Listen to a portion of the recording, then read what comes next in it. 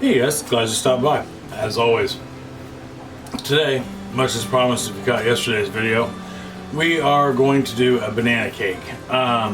This is kind of like banana bread meets carrot cake, and with a good cream cheese icing like a carrot cake would have. But this is, instead of being like a banana bread, which is dense, slightly moist, this should turn out nice and moist, like a carrot cake, you know, with good banana flavor, and obviously not in bread form, but in cake form.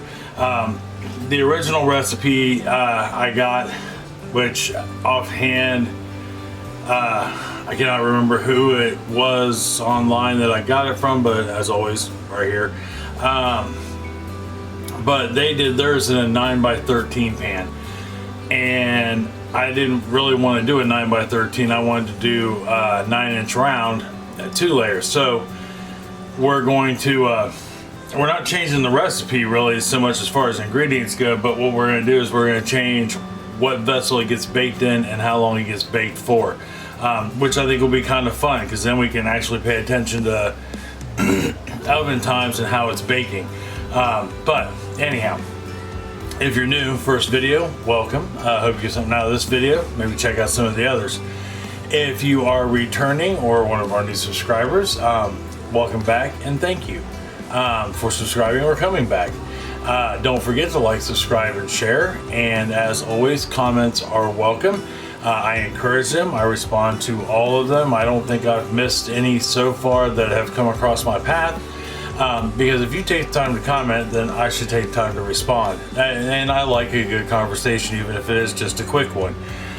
So I will give you all your measurements in tablespoons, teaspoons, cups. I will also give them to you in grams, milliliters.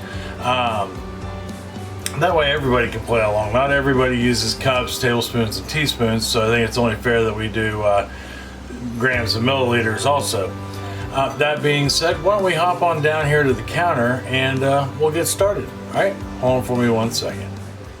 Okay, we are down here at the counter. First things we will need to do, we need to turn our oven on 350 degrees. That way we got it warming up.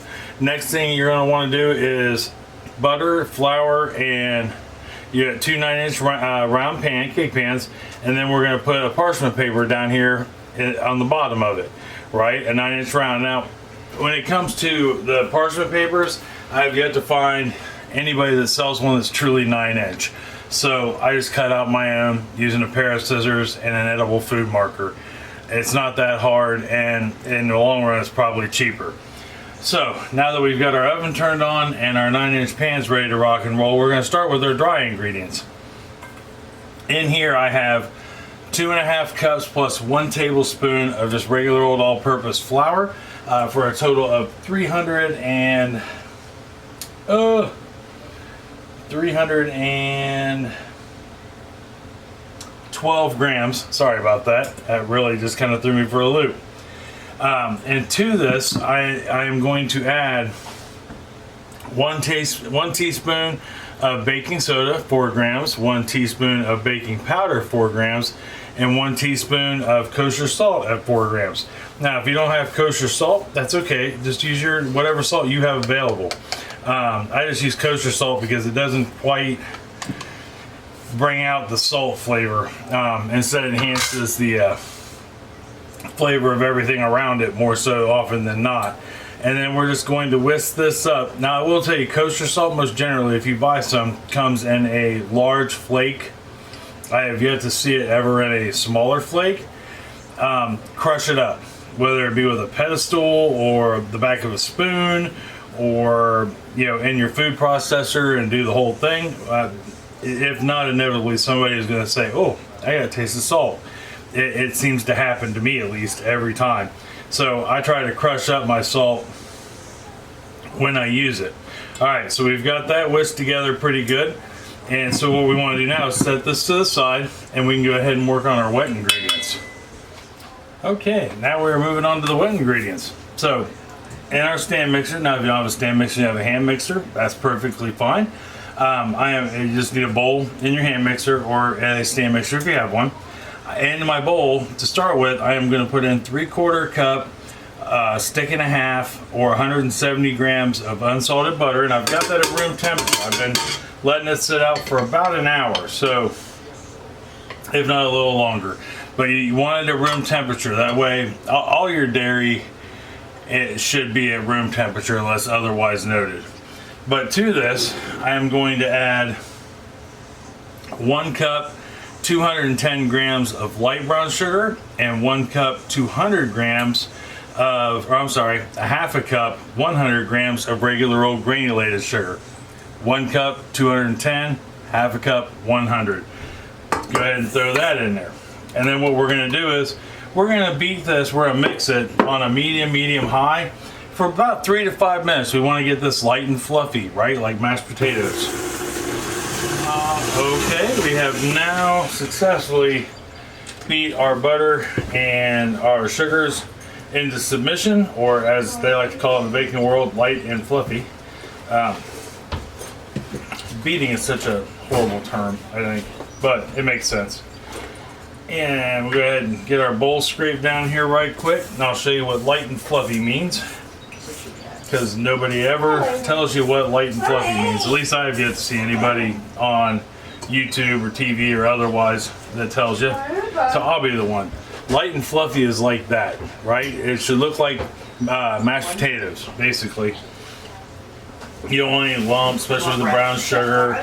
You know, you don't want any lumps of butter. And if your butter's room temperature, it really shouldn't take any more than like 3 minutes to get that way. So the next thing we're going to do is we're going to add in 3/4 cup of 3/4 cup 175 milliliters of vegetable oil. Now we're using vegetable oil and butter to get a balance, so that way you have some firmness in the cake, but not so much that if you stick it in the fridge it will turn hard. It will keep its moisture, because it's going to have to go in the fridge with cream cheese icing. So we're going to mix this till it's well combined. Alright, we got that well combined. Now, our next ingredient is the star of the show, and that's the bananas. You want to use ripe bananas, as ripe as you can get them. If they are black completely on the outer skin and falling apart on the inside, that's perfect. And you want to mash them as best as you can. You're going to have lumps, so to speak, but you want to get as many of those out as possible, and then that way you've got kind of a smooth consistency. But if you don't, if you don't get them all out, nobody is going to complain, trust me. So we're going to get that in there, and then we're just going to put this on stir on my mixer. It'd be the very first setting on your stand mixer or your hand mixer, if that's what you're using, or if your stand mixer doesn't say stir. Alright, we got that in there really good. Oven is preheated. Now I have 2 large eggs, which we're going to put in, and that would be 100 grams, and 1 teaspoon of vanilla, and it's buttermilk. It is a 1/4 cup or 60 milliliters of buttermilk, and we're just going to stir those in until the egg yolks have disappeared and everything is just combined. Alright, we got all of that in until it's just combined. Now we're going to take our spatula real quick, and we are going to give the bowl a good scrape. Make sure we don't have any lumps of stuff in there. You know, no sugar, no butter, things of that nature. That way we know we got a nice even batter, right? See, like right there, we've got something that didn't quite mix up. So we'll go ahead and get that taken care of real quick. Okay, so I made sure we got everything lump free. So the last thing we have to do before we put these in our pans is put our dry ingredients in. So I am going to take my dry ingredients, I'm going to turn this on stir, a low speed, right? And I'm just going to slowly add in my dry ingredients. Alright, we got our dry ingredients good to go, so we'll give our bowl one more quick scrape and get the paper towels out of the way. I tell you, between the fan that sits behind me and the wind that comes through on these spring days as of late, I can't keep those paper towels rolled up to save my life no matter what direction I have them going. I prefer them to come towards me, but even going away from me, most days that doesn't work either. But I don't want to move my paper towel holder. It's in the most ideal spot. And with that. Okay, so we got her all mixed up. I double checked her for, lumps and bumps. Now all we have to do is put it in our pans, and this is where that scale I've often talked about comes in really handy. Yeah, and if you don't have a scale, you should get one, really. I mean, it's probably one of the most economical kitchen appliances you'll ever have. They cost about 20-25 bucks, and you will use it for everything once you have one, I promise. So go ahead and turn our scale on, and then we're just gonna measure out our batter evenly. And if I had to guess, I'm gonna say it's gonna be about 600-700 grams each, but we will see. Okay, so we got it measured out, and we were right around 720 grams per pan, but that's gonna vary. I've never had one turn out the same, no matter how many chocolate cakes I've made, vanilla cakes or whatever. I've never had them turn out the same. So now I'm gonna take my offset spatula and get this moved around so it's even. If not, your cake will, oddly enough, it doesn't flatten out. It'll bake just like you have it in the pan. So if you're not even to begin with, you may not be even, in the end. Now, I'm talking about like major things. If it's a little offset here or there, you should be in okay shape, but why take that chance? Now, if you don't have an offset spatula, you should have one. They're essential for baking and cooking, and they're literally like $1 or $2. But you can use the a knife, a back of a spoon, the rubber spatula that we just got done using, and just something that you can smooth it out with. All right, so we got them nice and even. So let's go ahead and get these bad boys in the oven. Remember, we're at 350 degrees. When you put your pans in the oven, you want to make sure that you've got a couple inches of space in between each of them. That way, because even though like my oven's not a convection oven, the hot air still circulates. It just doesn't circulate as quickly. A convection oven has the fan in the back, and it forces the air to circulate around. But heat naturally rises, so as it goes up and around from the bottom element, it's creating its own breeze. Well, if you've got your pans right up on each other, there's nothing there to get those sides to heat as efficiently as the rest of it. Now that you've had a quick lesson in oven operation. I am going to start out at 25 minutes, and then I will toothpick test it. I'll take the toothpick, put it in the center, pull it out, and it should come out clean with just a little bit of crumb on it. No batter. That's what we're looking for. No batter. So when I come back, we will have them out of the oven, and we will talk about, was it 25 minutes? Was it 30? Was it 20? Because I'll start checking it at like 20. That way I can keep tabs on it, and I'll be able to write down a proper time in my recipe book when it's done. All right, I'll see you here in just 1 second. Okay, so we got them baked. And it took about 34 to 35 minutes to get them where they were, completely done, but not too done. I pulled them out.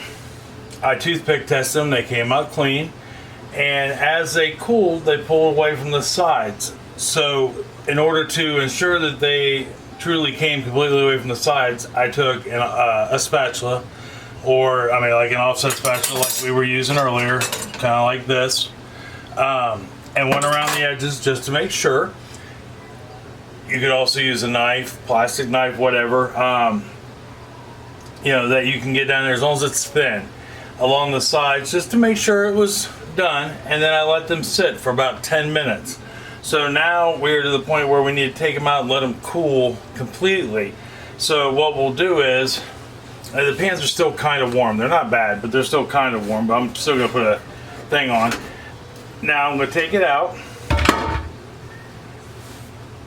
and I'll take the paper off the bottom of it, and we're just going to set it down. Now I'm going to set it top side down because the top side has got it's a firmer crumb on it from where it's in baking than the bottom does. The bottom is still, you know, nice and soft. So we'll take that off, and then we're going to do the same thing with this one. Maybe if I can grab a hold of it proper. Flip it down, and we'll get our paper off of there, just like that.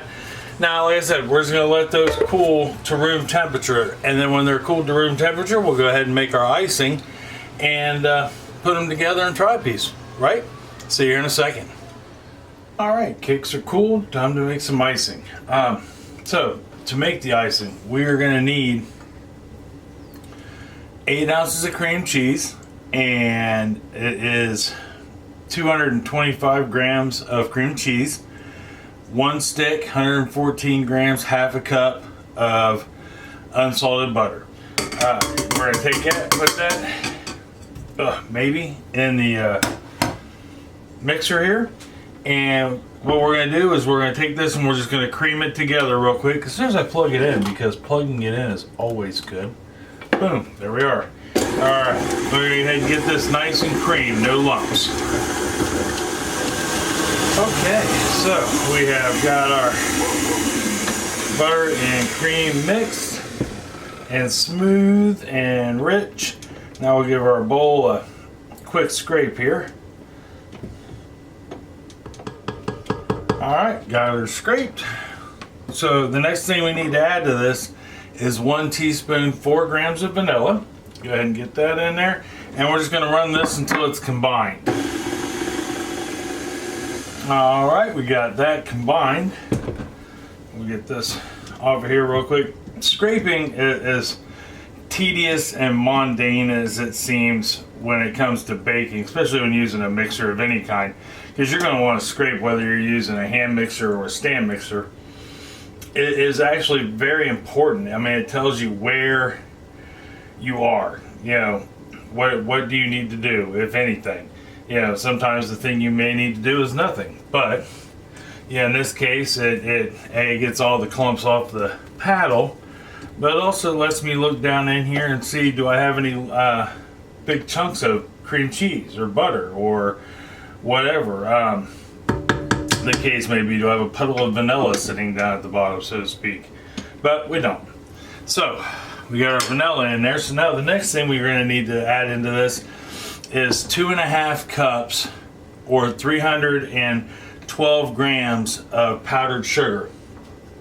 And we're going to do that 1 cup at a time. So I've got my 2.5 cups here. I've got my 1 cup measuring cup.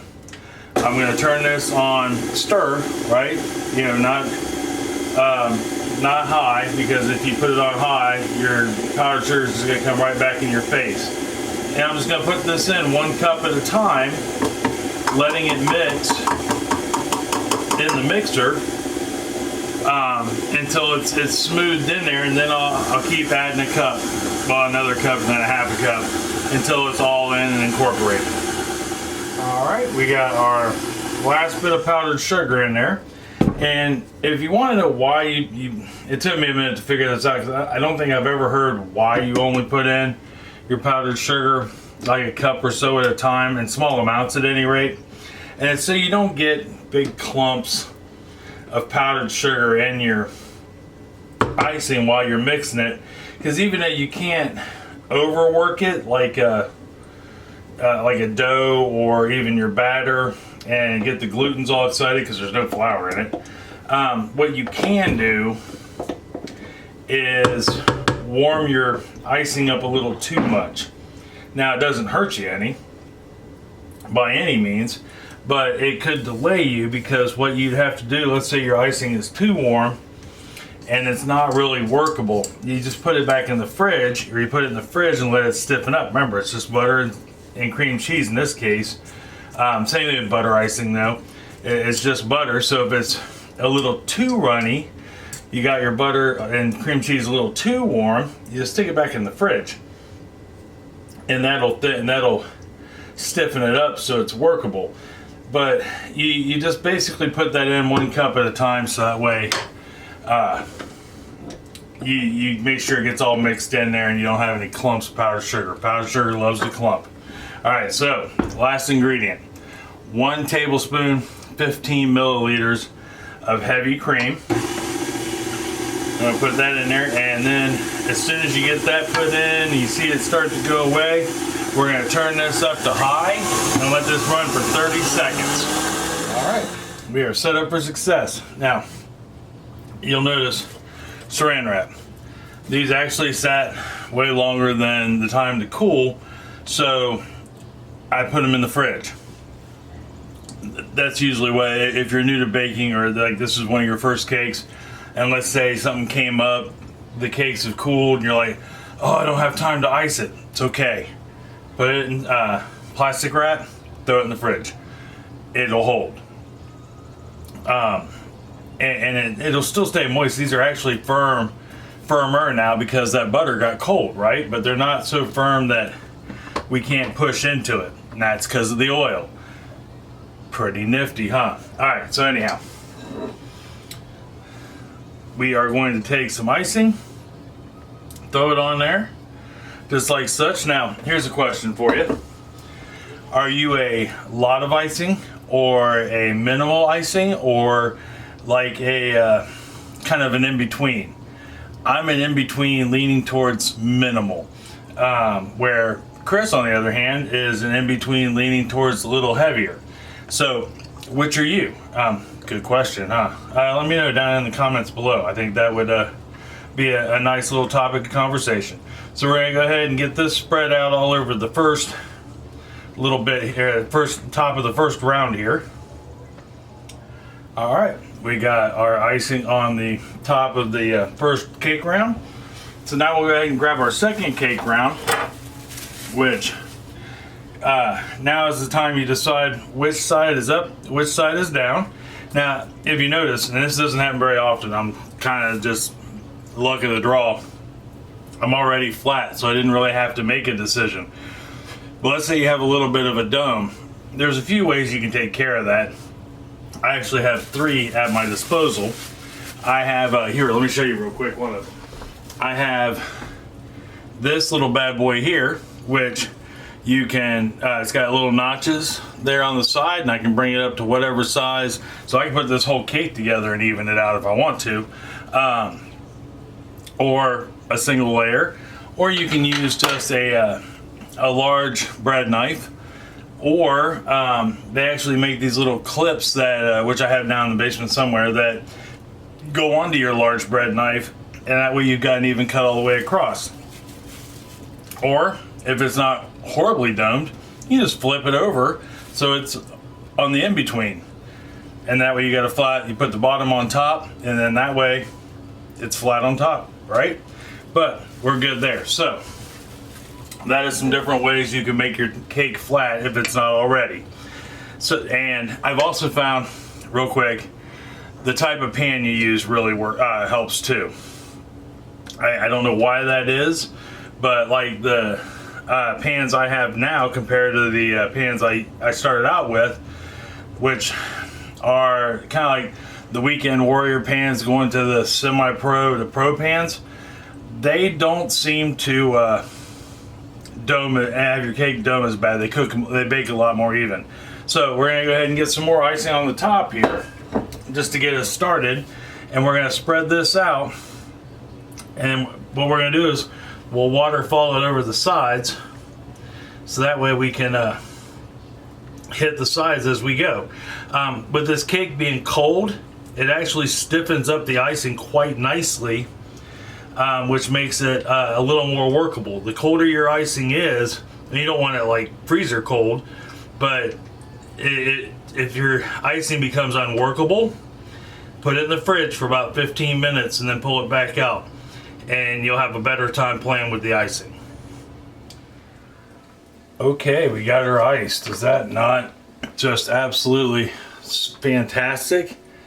You know, and went on so smooth. Now, when I got done icing it, actually before I even got done icing it, I got a good coat on it, and then I stuck it and my mixing bowl of icing in the fridge, let it set for like 10 minutes, and then brought it back out, finished it up, and then stuck it back in the fridge for about another 10-15 minutes just to let it firm up some. You know, that way we didn't have it kind of gooping all over the place. Not that it will, especially now that it's done, but when you fuss with it, it gets a little warmer than room temperature. I swear it does. But, and you notice it's not smooth. You know, nothing about that is smooth, and that's because I guess this is kind of the trend nowadays, is to have that rough look, that rough but artsy look. And I like it, and it's fun to play with. I mean, you can do swoops and all kinds of cool stuff, you know, and do what looks like waves, and you know, in your icing, you know, you typically do that for like meringues and whipped toppings on pies, but it's kind of headed into the cake realm also, which is nice. I like this look. It's I think it's called the rustic look, and I'll take it. But anyhow, enough talk. Let's cut us a piece and see how we ended up. I don't need a big piece by any means, but I want to try it all the same.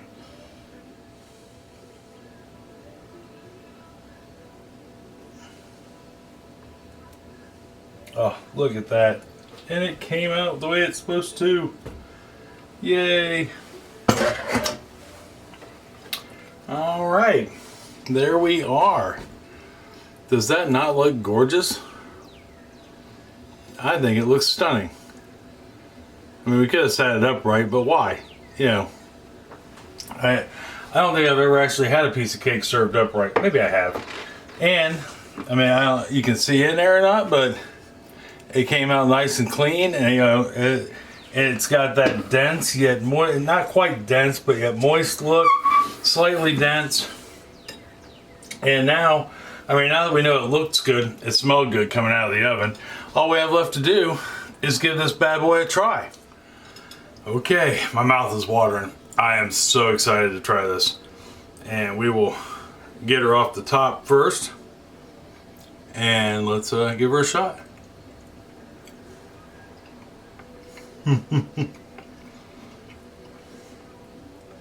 That is really good. That is so super moist.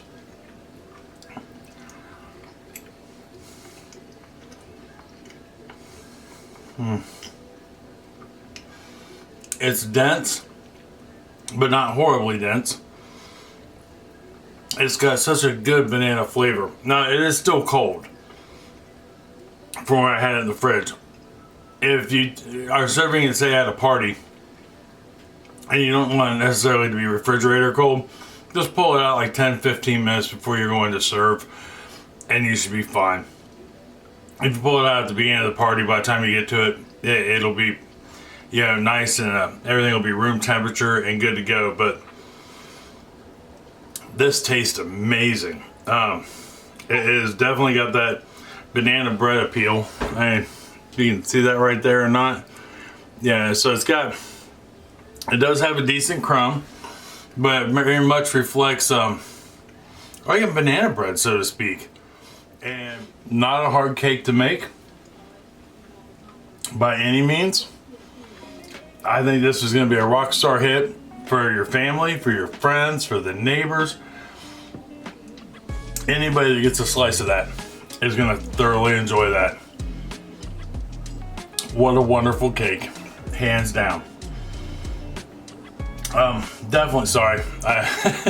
My mouth is just full of.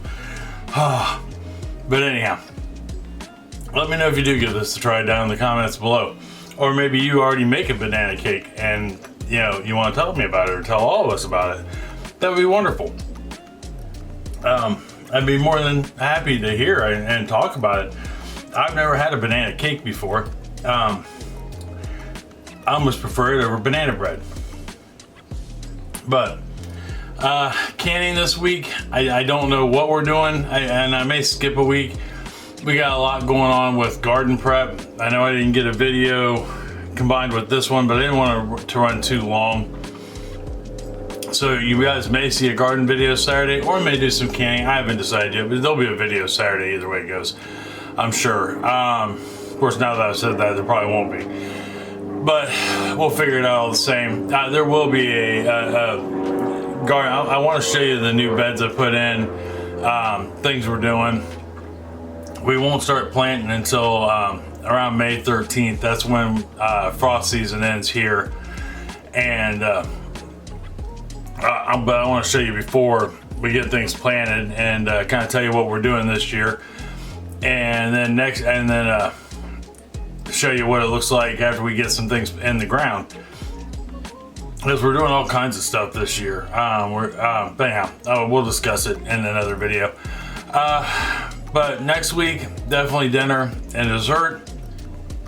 Dinner, I am toying with this breakfast casserole that I just kind of threw together last week. That was quite good, and it was literally everything you could think of minus pancakes and waffles for breakfast. If you know what a TJ's is, country place, it's a restaurant, they have a barnyard buster, which is biscuits, eggs, hash browns, and just smothered in gravy, and you can get cheese on it also. And it's very similar to that. It's almost like a barnyard buster casserole, and it is absolutely amazing. So I really want to share that with you. So that may come next week or the week after. I haven't decided which yet. Dessert, I really don't know yet. I'm still super hyper focused on, oddly enough, more breakfast, a bacon maple syrup cheesecake, and it just really sounds good. And I've been working on a written recipe, because there's only like 3-4 recipes out there on the interwebs for one. So I'm trying to create my own, and I'm trying to figure out how to integrate waffle into it. But we'll see how that goes. Anyhow, till next week, at least, or at latest for dinner, I love you. I love you very much, and I mean that from the bottom of my heart. Tell somebody else you love them and love them very much. It's gonna make them feel so much better. They're gonna grin ear to ear to hear it. And it's gonna make you feel good. It's gonna make you smile. You make them some of this banana cake, I guarantee they're gonna smile, and it's gonna lead to a good afternoon of conversation. I guarantee it. So until next time, I'll see you then. All right? Love you. See you later. Bye-bye.